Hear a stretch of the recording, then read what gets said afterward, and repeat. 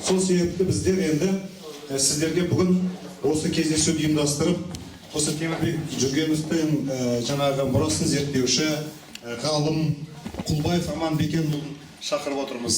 Бүгінгі ұлт рухын түлеткен тұлға атты Темірбек Жүргеновтың 125 жылдығына орай психология және журналистика кафедрасының бірінші курс студенттерімен ұйымдастырылған тәрбиелік іс-шарамызға салтанатты кешімізді еліміздің атынан бастадық.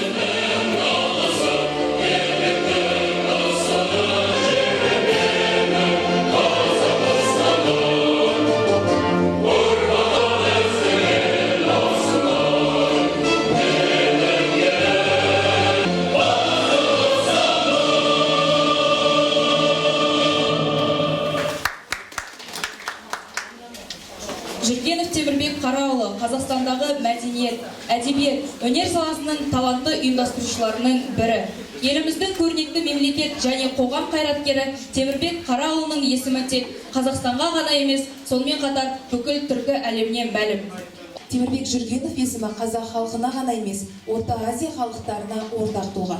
Бала кезінен алғыр, шыншыл, білім құмар бала ауыл молдасынан дәріс алып, орыс қазақ бастауыш мектебіне оқуға түсіп, 1913 жылы оны бітіріп. Темірбек Қараұлы Жүргенов. Темірбек Қараұлы Жүргеновты айтқан кезде, әрине, бірінші Қазақстанның елін, жерін, тілін, ділін және оның барлық өзінің ерекшелігін көз алдыңызға елестетіп өмірде сондай бір әсер аласыз. Неге дейсіздер ғой? Бір жағы сол қоғамда мінекей өлім аузында тұрып, ештеңеден қорықпай, өзінің өмірін халқы үшін, елі үшін жан пида деп, міне соған шешініп кіріскен адамның бірі. Оны неге мен алдыға айтқаным, себебі айтатыным, себебі мен ол кісіні көрмесем де, ол кісінің жұбайы Дәмеш Әмірхан қызының жол. Жүргенов атындағы академияның басшысы ретінде сол кезде сол бізге 1920 жылы қазақтың зиялы қауымындағы Түркістан регионын құрамыз деп Мұстафа Шоқай оған дейін уақытша мемлекеттің Керенскийдің көмекшісі болған Мұстафа Шоқай. Сондағы біздің территориямыз, ана Омск, Томск, Қорған, Астрахан, Саратов, Сартау. Мен осының бәрін алып келген кезде Өзбекстанның жарысынан көбі. Тәжікстандағы қаржы министрі болады, комиссар. Ол қайдан шықты деп тағы да әңгіме болған.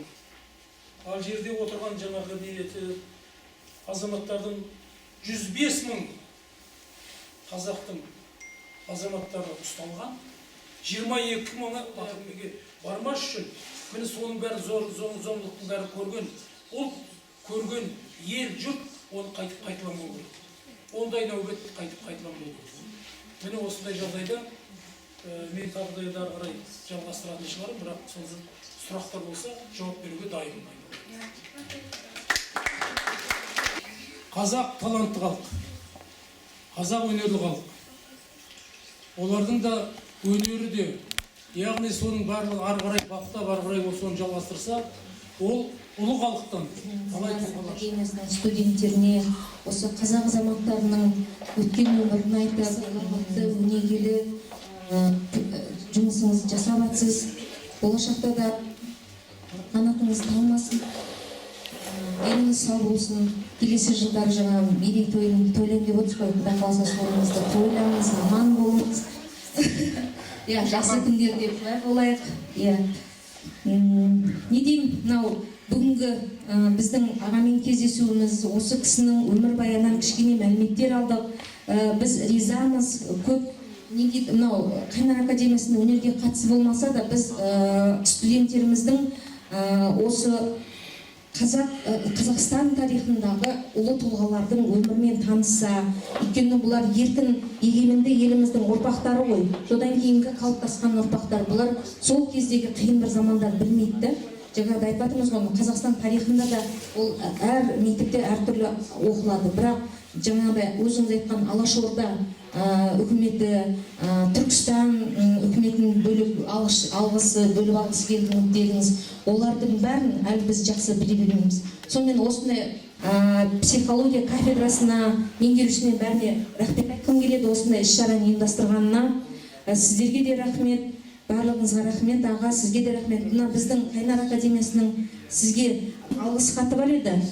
Жүргеновтің қайраткерлігін насихаттағаны және өскелең ұрпақты рухани жағынан тәрбиелеуге өзіндік үлес қосқандығы үшін Құлбаев Аман Бекенұлына Қайнар академиясының ректораты алғыс білдіреді.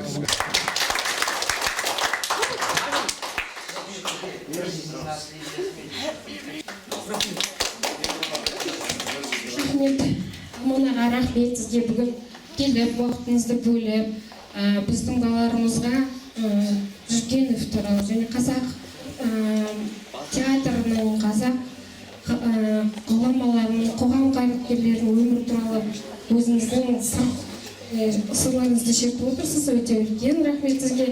Жүргенов ол өнер академиясында аты берілгеннен кейін ол тек қана өнерге қатысы бар адам деген жоқ, олай емес.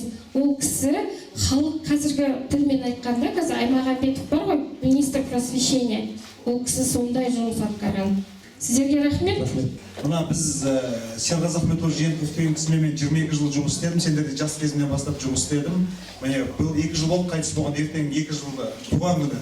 Би өнерінің, сахналық би өнерінің негізін салған. Осындай адамдар болып шыққан жас Темірбек Жүргеновтың жаңағы басшылық кезінде, түсіндіңдер ғой. Енді ағаға мынау академиямыздың атынан бір шапан жауып құрмет көрсетейік деп ректоратының атынан аға өзіңізге шапан мерейтойыңызға кигізген деп түсініңіз.